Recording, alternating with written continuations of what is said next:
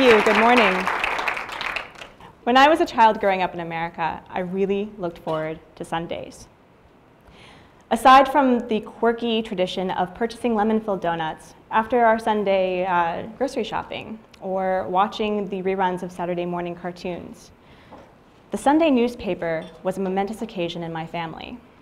Showing my age a little bit, but the internet was still in its early days, so families relied on newspapers and radio and television stations to know what was going on in the world.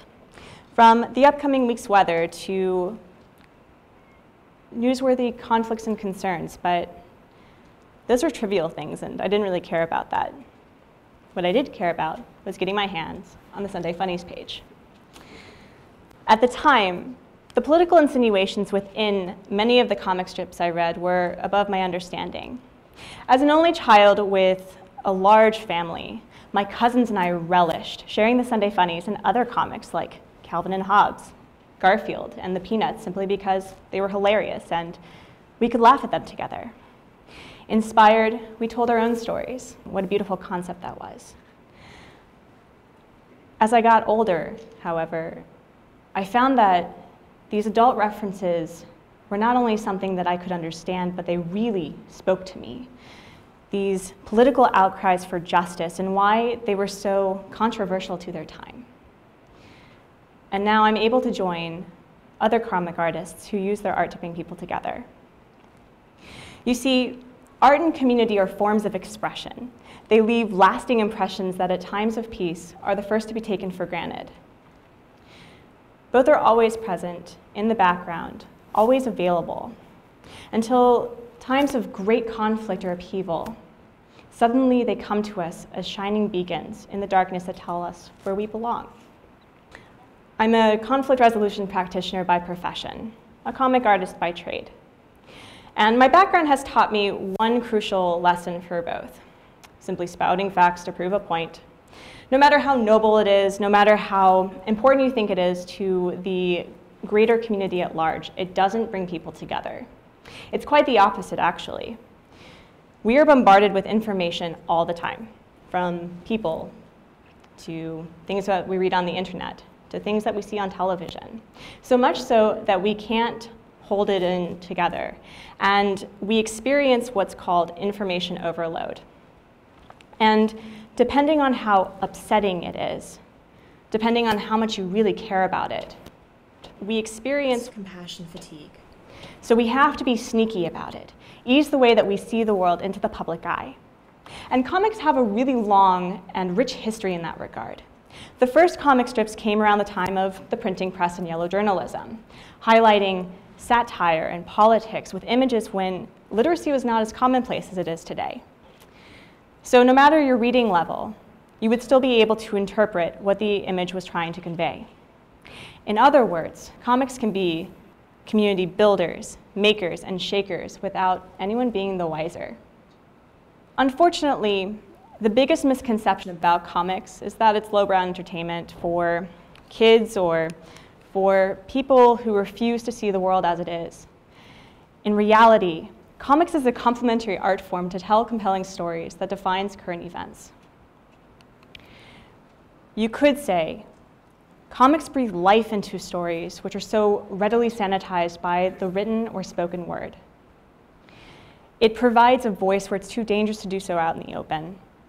It informs a wide range of audience the realities of an issue they may not be aware of, and perhaps most importantly, it can empower the artist, the storyteller of images and words combined, that equally empowers and drives others to act. So I want to take a moment to try something, and I would like you to brace yourself.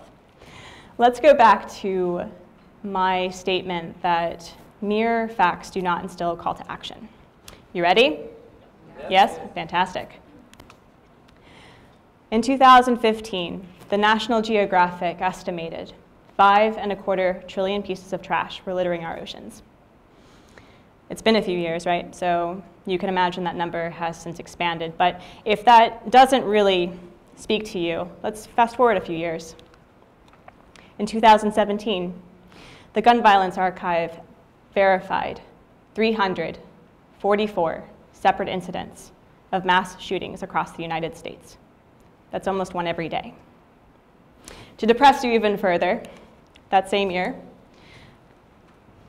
the Missing Migrants Project reported 2,982 migrants seeking asylum died crossing the Mediterranean. Yeah, it's pretty heavy, I can tell. But let that sink in. Those three facts are verified by legitimate sources. They're extremely upsetting, and they're true. And something similar is perhaps happening right now at this very moment. Off the top of my head, I can give you names and locations of organizations focusing on these specific issues, never mind what else is going on in the world, because there's a lot. The amount of time and money and additional resources they need to potentially make a difference, if they can, and if well reported, because sometimes it's not, the people or the circumstances involved. Or I can give you stories. Comics worth 1,000 words representing 1,000 voices. Igniting a fire within us that coming together, working together, being together makes a difference to someone, somewhere. Comics are a way of defining a point in history. It's a way to let others know that there is someone out there who is quite literally drawing a line in the sand, creating satire and spreading information that entertains you to enlighten you. And I use my conflict resolution background to tell stories like these, not only to entertain you, but to educate and express things that are really important to me. Environmental activism, migration, LGBT and minority rights. I use fiction to tell very real and very somber stories with alter egos in the characters that I create. They're the Superman to my Clark Kent, the Miss Marvel to my Kamala Khan, the Stupendous Man to my Calvin. Comics use fiction to speak truth, entertaining while making voices heard, and driving people to seek others who share similar viewpoints. On injustice and fairness, where a character tells another, "I'm sorry it took so long for someone like me coming around to help you with this." On camaraderie and isolation, where a newly made couple is reminded that no one should tell you how to grieve. And on the power of choice and narrative, where at her darkest hour, the heroine is reminded that she's not nothing and you're not alone. Art and community are intricately linked. The very aspect of expression put on paper or online are like tattoos, permanently describing who you are and what you stand for. Marjol Satrapi, the author of Persepolis, said it best, I think. All big changes of the world come from words. And who's to say that speech bubbles with comic typeface can't do the same, because she did. And perhaps many who read comics simply do it for the fact of beautiful art mixed with speech bubbles to tell great stories. There's nothing wrong with that.